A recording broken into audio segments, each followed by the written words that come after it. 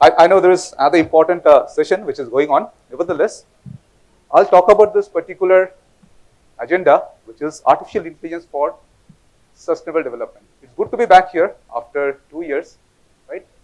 I can tell you something, that had the world focused on this sustainable development some 20 years back, maybe the last 2 years, which we have spent in pandemic and all those things, these were some of the things that probably could have been evaded, right? So with this, let me get started.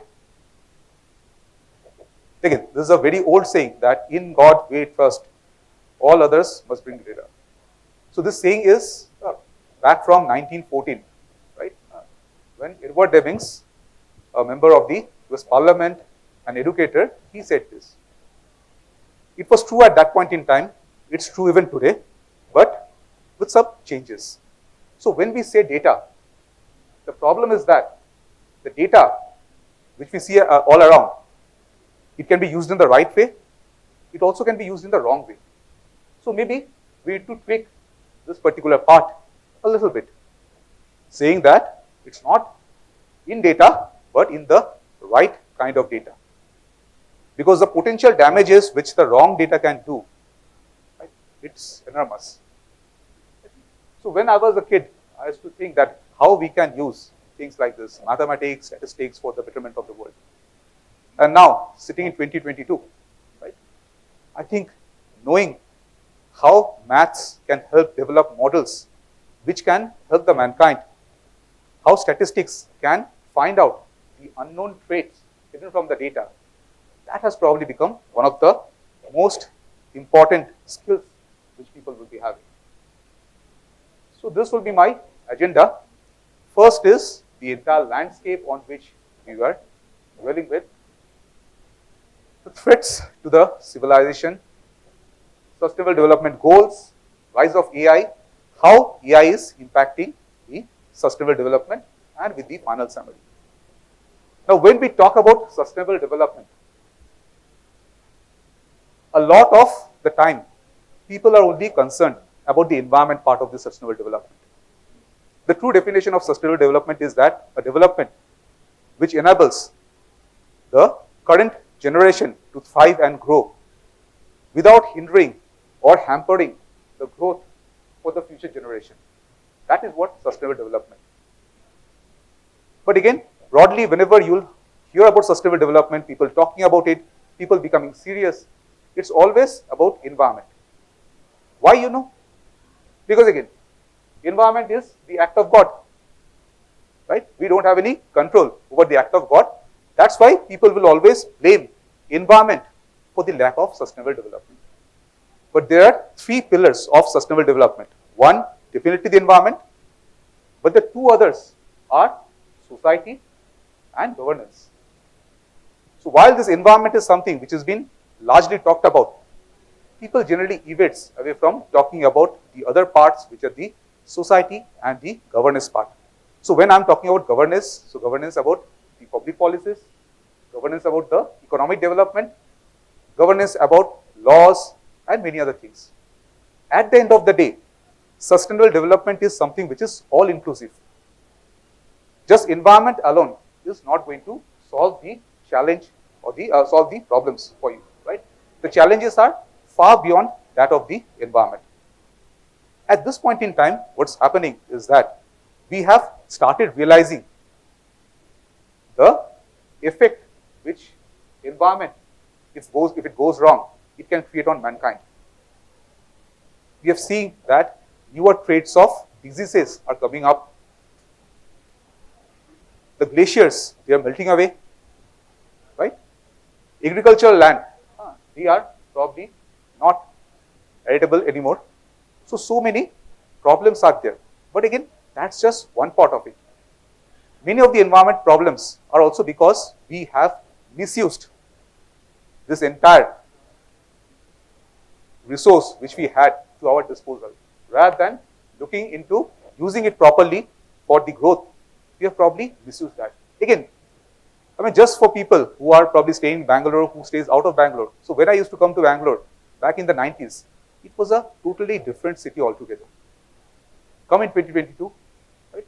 lot of things have changed. Lot of things have changed, right? So this is the current landscape. If I talk about the modern civilization, you see the successes. Right? Successes are many. Today we are sending the rockets to the Mars. We are thinking of developing colonies on the moon. As they say today, that geography is history. You can reach out to anyone, anywhere on the planet through audio, video, text, everything. Right? So those were the successes part, right?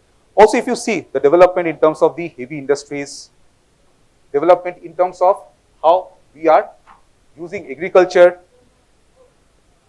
transportation, so many things have really been good. But again, if I see the failures part, we are looking into the stars, we are looking into the moon, we are thinking of developing colonies outside Earth. But we are neglecting the fact that our own planet, that's at stake. There are people every day who goes to bed hungry. Things like education, proper water for drinking and sanitization, those were the basic rights of human beings. We are not even able to support the basic rights for a lot many people. And then we are talking of this big things about going to Mars and all the other places. So these are the failures. So the poverty actually affects a very significant amount of the population, a large part of the population. Right? The stories which we hear about the glories and the success of technology, of development, are all coming from the developed nations. What about the developing nations like us or the underdeveloped nations? For underdeveloped nations, what happens is that all their time is spent in making sure that the basic access to food, water, that particular part is being addressed. Where is the time for thinking about things like sustainable development? For developing nations like us, yeah, we are very proud. Right? We are probably going high on the GDP growth and everything. This growth is something that we are looking into. Can we sustain this particular growth? 20 years down the line, 50 years down the line, will our next generation, we will also be able to keep their heads high and keep this kind of a development? We don't know. Because again, that's not the focus. The focus is on the current development only. And that's the first thing which violates the principles of sustainable development. Obviously, we should look into the current growth. So growth is something that everyone should eye on. But again, if this growth is happening at the cost of the development for the future generation, if we are putting the future generation at stake, all the resources at stake, that's probably not something which the history will pardon us, right?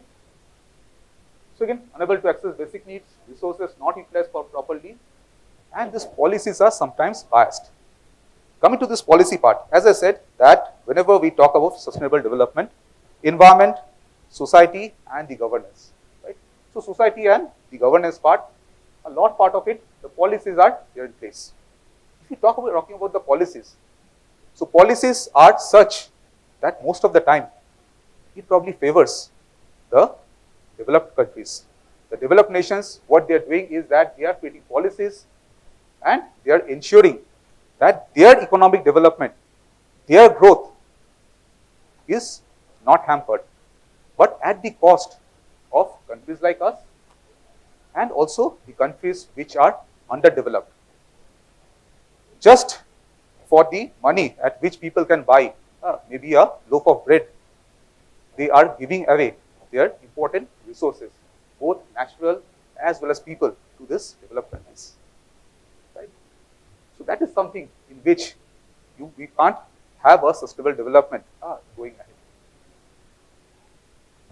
So the current issues of the sustainable development, right? So again, this development, as we said, difficult to maintain or sustain in the future. But why is that? Why is it that? See, development, whenever it comes, right now it's being thought about in isolation. How can I develop my own family? How can I develop probably my own city? own country, own organization. At that particular point in time, are we thinking that this particular development which I am doing, how my suppliers they will be affected, the people who are upstream, downstream in my entire supply chain, are we ensuring that their development needs also we are catering to, adhering to? Probably not. Probably not. Why do you think that so many companies they choose countries in the East, right, underdeveloped or probably just developing countries to set up their locations? Because the policies are not strict out here. Our focus is only the current development, current growth. At this particular point in time, if I am able to sustain myself, able to sustain the economy, that's probably all that matters. And that's the reason why you see that currently more and more of these factories, they are shifting out here.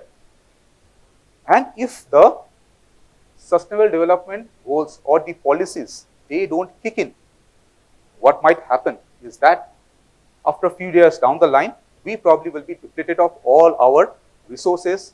The policies will be heavily biased for not having development in our own countries. So that's where in 2015, when UN proposed this, proponents of this sustainable development, that was lauded with open arms across the globe, because it talks not only about the developed countries, but also the developing and the underdeveloped countries. It talks about something called as inclusive growth. Growth not only for your own, but for all the stakeholders which are attached to you. So that's the premise of the sustainable development. There are 5 premises which the UN talked about when it comes to the sustainable development. The first premise is obviously the planet part, because again this is the planet which is our own, we are living it, it's our responsibility to make it habitable. Then obviously the people part, the most important components of this planet, the people along with the other ecosystem. Then comes the part of partnership. So when we talk about partnership, so partnership not only with people, but partnership with the environment, partnership with the habitat, right? Partnership with the nature around us. That's also something which has been taken care of and accounted for. Then comes the 4th important one, which is prosperity. So obviously, if the first 3 P's they are being met, then prosperity is bound to follow. And then finally, peace. So these are the 5 pillars for the sustainable development which the UN has said. Right? Now let's see how AI comes into the whole picture. Coming to the sustainable development goals, right?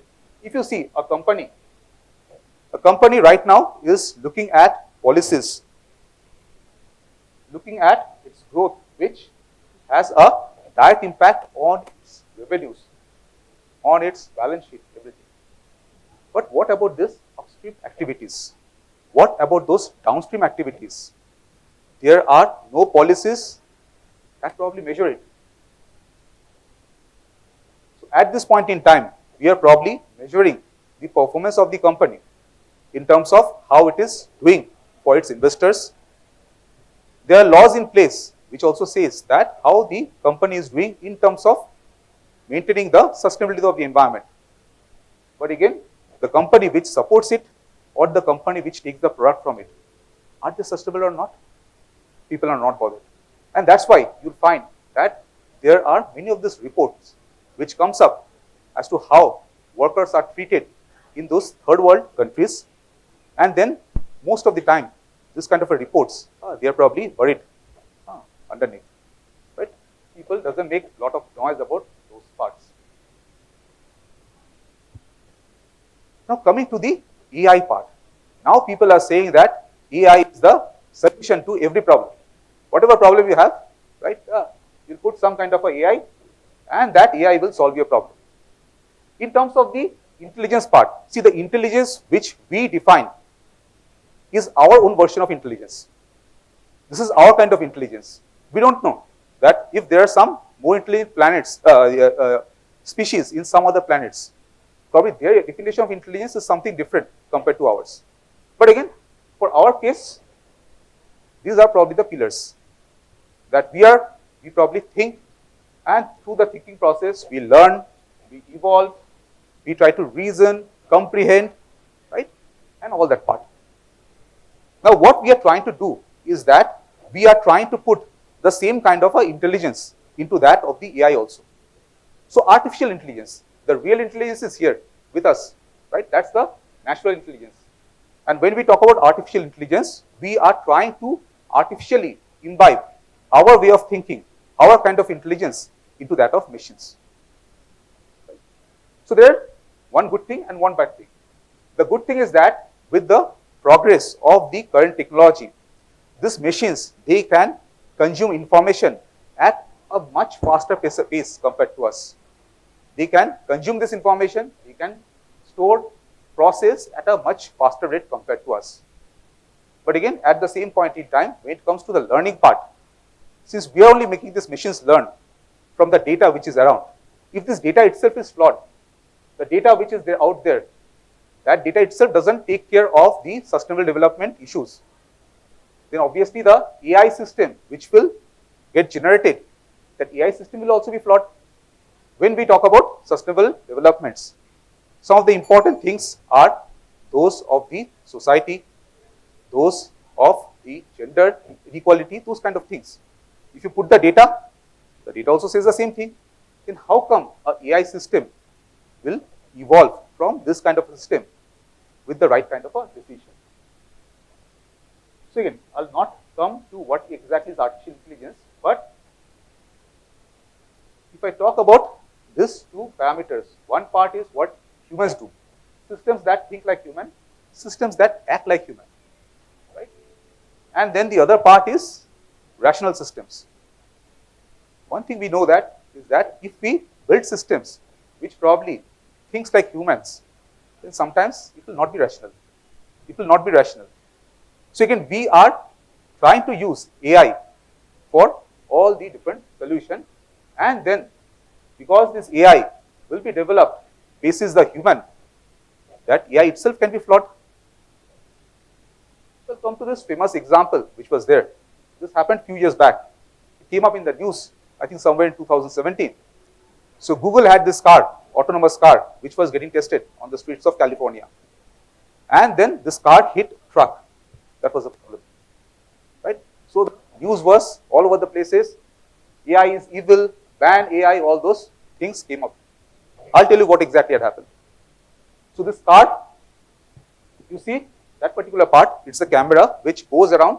It tries to find out, detect that whether there are moving objects, right, animals or human around, and will always try to avoid the collision. So it was coming on this place, on the road, and from this particular side, a bus was coming. A bus was coming, and this car estimated that, okay, at the speed at which I am going, I'll safely cross the road. It was going on a highway, and this bus was coming here. Now this car was an AI kind of car. It has been given the right kind of a logic by someone who had probably programmed it, someone maybe who's rational. But again, this bus was driven by a human. The moment it saw this car coming in, obviously it has to overtake this car and go to the other side of the road. Collision happened. Now if I go back to my previous slide, right, the one part is the human, the other part is the rational. So again, if we build AI system on human behavior, there might be chances that those systems may not be rational, right? And again, if we try to build rational systems, right, then that goes against humanity, right? If we try to create policies which support everyone, right, then probably some of the more powerful nations, they might not be happy. So that is where all this tussle is. But again, thankfully, we have all this big data kind of thing which is making a lot of noise. I'll just skip this one. So again, if we talk about this AI system, right, so there are a lot of things like this natural language processing, voice, vision, machine learning, data, right, all around the places, hardware, robots, software. In this entire part, right, this natural language, voice, vision, knowledge represent reasoning, and machine learning. Those are the important components. But again, if we are building these AI systems with the current data, with the current way in which we think, as I said, that itself is flawed. There has to be some kind of a fundamental changes in it. That is where this ESG loss comes up. Right? So this time AI is credible, as you know, because one is the computing power has increased. Two, all these different algorithms which people like us working on. Three, big data. You're all hearing about it, big data, right? Fourth is very important that the customers, they have become much more demanding. Right? Customers, they are expecting anything and everything from all the systems. And because the customers are demanding this, that's why there is this huge investment going on. But once again, this entire AI nation, AI definition, in one way or the other, it is counterproductive for the sustainable development goals. Why? One, because using AI, every organization is trying to make its own systems better, give more values to the customer without thinking of the greater environment which is there. So in that way, AI itself is flawed. That's one. Two is that now we are saying that we are probably saving all this paper, we are going green, we are going digital, but you know, Google itself probably generates about 2% of the total greenhouse gas on the planet. And that's because of the enormous systems which are there, which helps people like us go digital. So in one way, yeah, we are talking AI, going digital. On the other side, the systems which are there, that itself is creating situations problematic for us. So these are the 17 broader sustainable development goals which are out there, right? So broadly what I'll do is, I'll talk about this sustainable developments from the point of those 5 P's, right? And now people are saying that AI data will be one of the very key or the big driver out here. Right? Let's talk about this. So the first one is when we are talking about the environment, right? The planet. So for the planet, the climate actions, life below water, and the life on land, they have become very important. Fortunately for this particular part, what we have been doing is that we have been putting a lot of sensors, right? The sensors are continuously monitoring the quality of the air, the quality of the water, and can give us inputs about what is going on in and around the planet. And that's where all these challenges or these problems that we might not become sustainable in the future, those kind of information is coming. That is where data has helped us a lot. The next P is the people part, right? So no poverty, zero hunger, good health, quality education, gender equality. So these are some of the aspects for the people development part. Fortunately, a lot of these places, AI is already taking major roles. For example, quality education. The kind of growth which we have seen in digital literacy in the last 2 years, right? Unfortunately, we have to thank COVID for that, is phenomenal. Now, people in the villages, in the remotest of villages, they have the access to digital education. They have the access of contents from the best teachers in the world. Thanks to AI for that. Also, how AI can help in the education quality is that if you talk about a classroom, the teacher has to probably teach each and every student at the same level. When it comes to AI, it can assess the maturity level or the readiness of the student and can modify the contents accordingly. That's probably one of the powers which is there. Gender equality, right? So whenever we are talking of gender inequality, that's because a lot of the bias is being brought in by people like us in the world, right? So it's a men-driven world, as they say. But again, AI doesn't discriminate between gender. AI doesn't discriminate between race, color, religion, right? If the parameters are right set, the kind of qualifications which are required, the kind of skills which are required, AI will not make that discrimination. So some of the companies, like the bigger known companies, they are already advocating that. Good health and well-being, you have already seen that this smart devices, smart watches, sensor devices, many of us, we are using it. The data is continuously getting monitored and actually it's helping people get alerts about life-threatening situations. No poverty, zero hunger. Again, obviously, that's a offshoot of quality education, good health, and some other development works which will happen. Come to the third P, which is about this, all this prosperity part, right? Good health, well-being, quality education, reduce inequality, industry innovation. So already we are talking of industry 4.0, which is all about the sensors, this AI, this machine learning, running all this big industries, right? How much time I have? I think almost like 5 minutes. Like I'll take 5 more minutes. Yeah. So coming back to some of the places where AI is actually making an impact, which you can see today, right? A lot of the cases, the policies need to be there. But for example, cases in the military, AI is being used for the right reason. Here actually using this AI-enabled robots to find out mines is saving the life of the soldiers. Actual impact that we are seeing today. Space robots. Obviously, we have not sent any human to the space.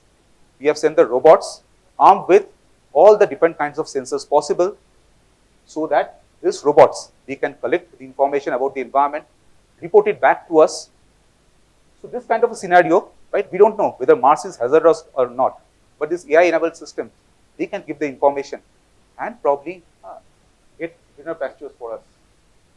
Military robots, drones, military suits, right? So some of the good things which AI is doing, also there are pitfalls also, right? We have seen that for this military drones, if the learning is not proper, sometimes it is not able to distinguish civilians from probably terrorists. That's something that we have already seen. So one of the things I'll probably wrap up, which AI can do is something called as a goal-driven behavior. You give some kind of a goal to the AI and it can optimize the goal, right? It can optimize all the inputs, all the conditions around to reach that particular goal. Now, if you combine the sustainability development goals with that of AI, if you feed those goals to the AI, that in terms of gender inequality, that should be eradicated. We should be looking at sustainable sources of energy, optimal uses of energy. If those are the goals for AI, then without human intervention, without human needs, this can be rightly managed.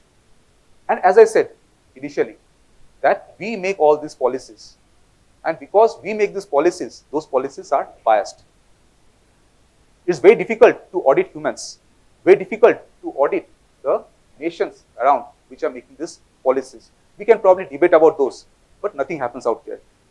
Once you have AI systems, which has been given these goals of sustainable development to probably monitor these policies, right? So the governance comes on the AI system, that on what kind of a policy it will be governed on.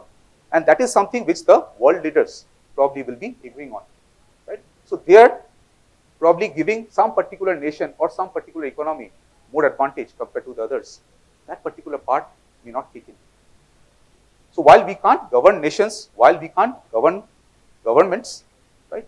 Probably if we take the use of AI systems, give those goals, right, they can probably help us do the right kind of a governance into those kind of situations, right?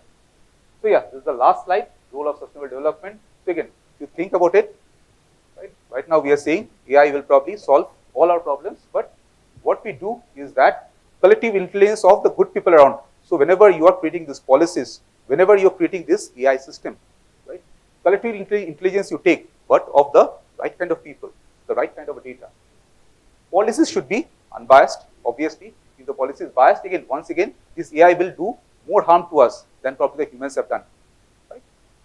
Reduce wastage, equal distribution, better efficiency, and preservation for the future. Right? Stop here. I'm open for your questions. Yeah, thank you, Sourav. That was really insightful, and you ended the Cypher 2022 on a very good note.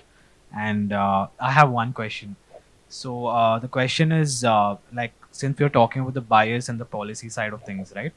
So this is a little futuristic in terms of, are we going to have like something, because since humans are known to abuse things like you mentioned about the sustainable Sorry, development. I didn't follow that. Humans So are known yeah, to? humans are known to abuse technology, or abuse things like in a ways like one can ever imagine. Like any new technology, they tend to look for ways to abuse them. Sure. So in the future, do you think there'll be requirement of policy for the machines and AI for their betterment as well? Like we're talking about sustainable development and the policy around human development side of things. Will like AI also get a policy in the future, or kind of that will like robo rights, or AI rights for them? Like, Sure. what are your thoughts on that? Yeah. So come back to my previous slide, where the first point was collective intelligence. So when we are talking of AI, right, if we build AI with probably all the kind of data which is available out there, so obviously these policies can be biased. And again, this data contains good data as well as the bad data. We don't know what the AI will pick on, which trait the AI will pick on. So again, AI trained wrongly, treated wrongly, can probably create havoc for this world. Right? We have seen how probably very good technologies in the hand of wrong people, it had created problems for the society. Now the problem with development is that it can't be undone. If you have made an invention, you can't undo the invention, right? So once probably the atom bomb is there, it's there. You can't undo that particular invention. So policies obviously has to be made very strict as to the how this will be used. And obviously, as I said, that if you use the collective intelligence of the right kind of people, if the right kind of data goes in creating the AI, then probably that is to some way it will mitigate the problems which it might create. But again, at the end of the day, it has to be regularly audited and audited by all the people, all the nations, if AI is being used for this sustainable development goals.